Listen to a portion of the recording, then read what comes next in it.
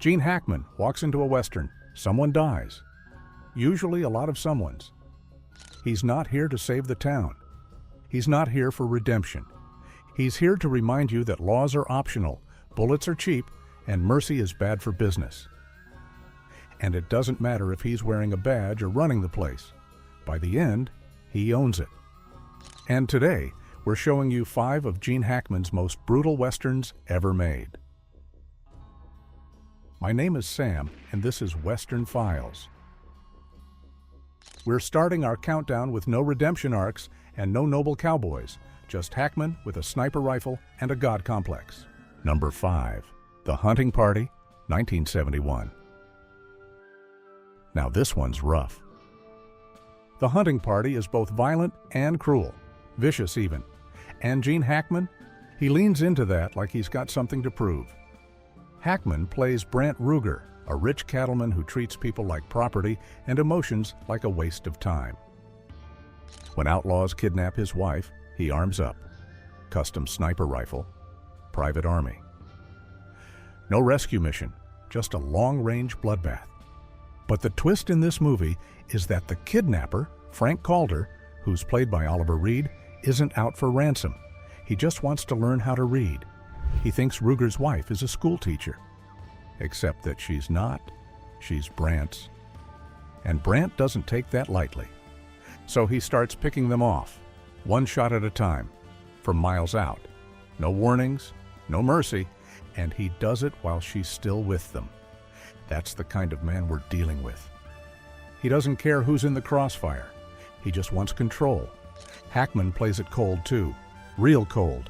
No yelling, no tantrums, just clean, well-thought-of violence. There's a scene early on that had no build-up and no drama where he assaults his wife like he's brushing lint off his coat. Then it cuts to a cow getting butchered. The message couldn't be clearer. People are meat to this guy. That's what makes Hackman's performance so nasty. It's not loud. It's brilliantly calculated.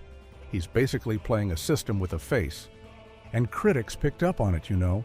Cinema Retro said the film's exposed, but Hackman gives it depth. Slant saw him as the embodiment of dehumanization, turning every person around him into prey. Viewers didn't forget either. One called it brutal and sadistic, and blamed Hackman directly. Another said it made the Wild Bunch look soft. That's not hyperbole. Now, fair warning, this movie doesn't hold back. It's got sexual violence, graphic kills, and zero moral high ground. Some say it crosses the line. Others say that is the point. Ruger is what happens when cruelty gets money, power, and distance. And now that you've heard a bit about Gene Hackman, Little Bill Daggett starts to look like a slightly friendlier version of the same rot. Number 4, Unforgiven, 1992. Now, if Unforgiven is Eastwood closing the coffin on cowboy legends, Gene Hackman's the one shoveling the dirt. Here, Hackman plays Little Bill Daggett, sheriff of Big Whiskey. On paper, he's law and order, but in practice, he's a slow-burn tyrant with a badge and a mean streak. He's not some wild-eyed villain. No, Hackman plays the polite guy. He cracks jokes. He builds his own damn house. But cross him and he'll leave you bleeding in the mud, then go finish his porch like nothing happened. He's frontier justice with a smile. Hackman plays him as a guy who read too many stories about brave gunmen and decided to wipe that myth off the map. You bring a gun to Big Whiskey? He takes it, breaks it, and breaks you while he's at it. And that whole heroes and legends thing? He spits on it. Just watch what he does to English Bob. Bob walks in all polished and proud. Then Little Bill beats the story out of him, literally. Because in Little Bill's world, there's no honor in killing, just pain, chance, and a faster trigger finger. But here's what makes it stick. You see, Hackman doesn't overplay it. He keeps it grounded. Little Bill is evil, yeah, but he wants peace. He just thinks peace means cracking skulls before they cause trouble. And that mix of charm and menace, that's what makes him dangerous and unforgettable. One minute, he's grinning over a lumber bill. Next, he's torturing a dying man for names. No hesitation. Hackman by all means earned that Oscar. He not only played a bad guy, but he ripped the mask off the whole Western genre and showed you the bare face underneath. And while Little Bill ruled by fear, General Crook had the same steel spine, except that it was disguised as diplomacy.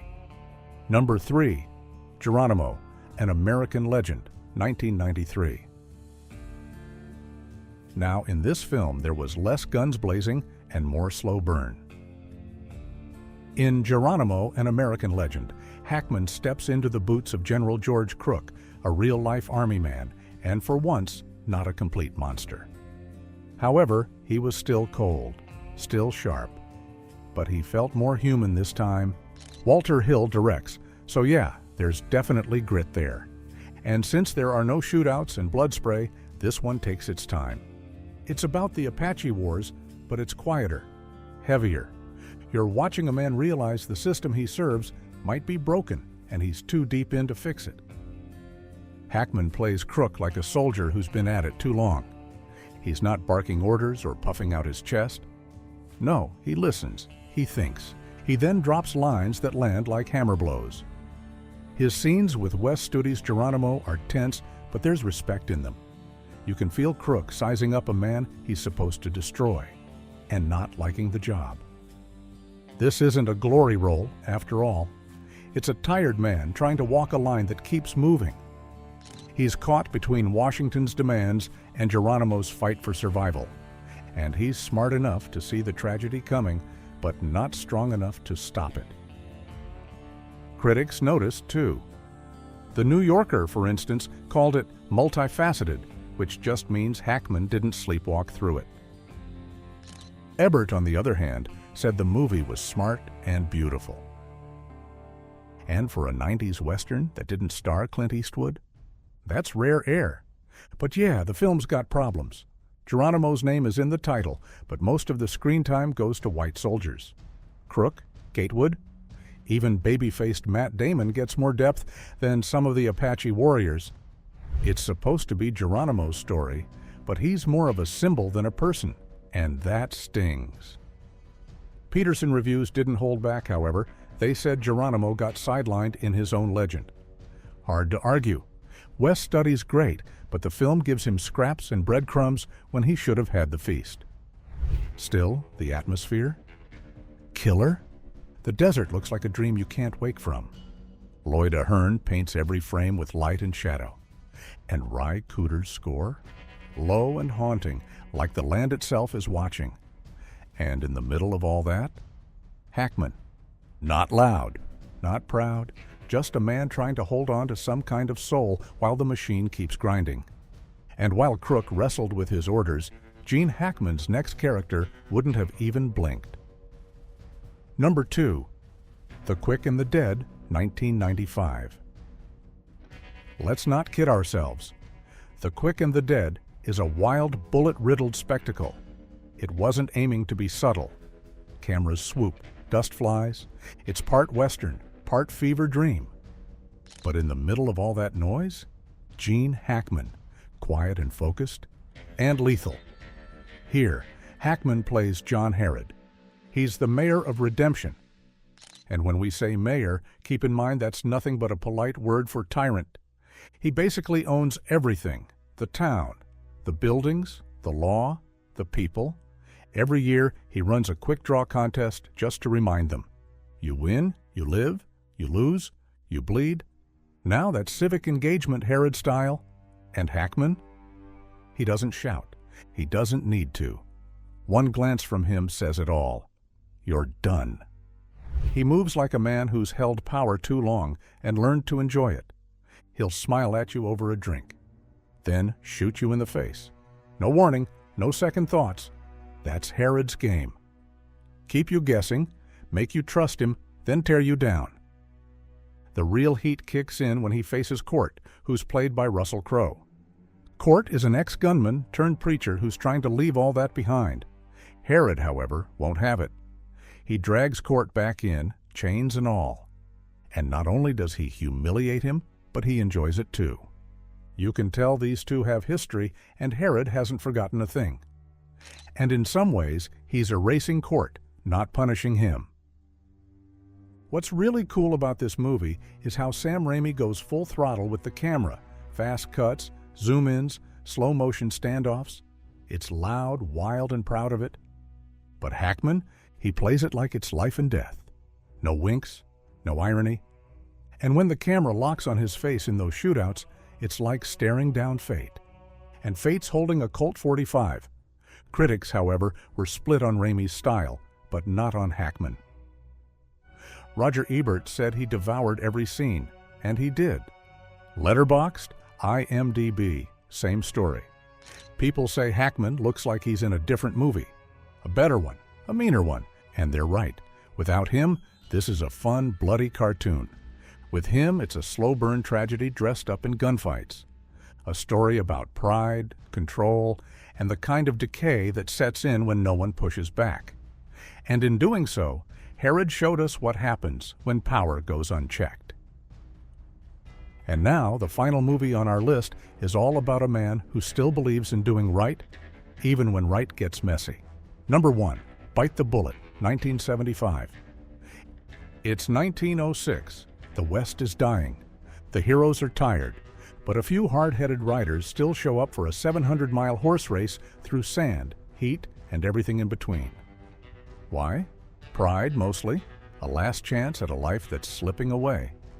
And here, Gene Hackman rides in as Sam Clayton, ex-Rough Rider, worn down but not worn out. He's there to do it right. First thing he does?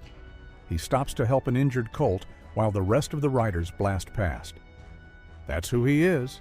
He's the guy who doesn't leave decency behind when things get ugly. This race, however, is based on real cross-country death marches from the early 1900s. And it's brutal. People break. Horses drop. The line between courage and cruelty starts to blur fast. And in this film, Hackman's not riding solo. There's Luke Matthews, his old war buddy, played by James Coburn, smooth as ever. Then there's Carbo, the reckless kid who sees his horse as just another tool.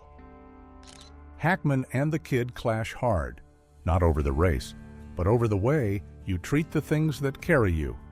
Then there's Candice Bergen, who shows up as Miss Jones. She doesn't need to prove she can keep up, because she already is. She's smart, tough, grounded. No fake romance here, just mutual respect with a little edge. And they're both out of step with the world around them, and they know it. The race itself, however, turns into something bigger. It's all about what's left of the cowboy code once the West is almost gone. And Clayton's the only one still living by it, even if it means falling behind. The beautiful thing about this movie is that director Richard Brooks doesn't rush it. He lets the silence carry on. You feel every mile, and the shots hang wide, empty land, like the landscapes daring these riders to keep pushing forward. And in the middle of all this, a journalist taking notes, turning suffering into headlines. Now that's the real punch. So, yeah, this is one long obituary for a way of life that's already flatlining. However, critics didn't all get it. For instance, Vincent Canby said it felt poorly put together, like leftovers. But Roger Ebert nailed it. He thought of it as a sort of reckoning, a film that buries the past, bit by bit. And Hackman? He's the last good man still riding. Beat up, saddle sore, but standing tall and strong. But in the end, in the West, legends ride off into the sunset. Hackman, however, didn't. He left the town burning behind him wherever he went.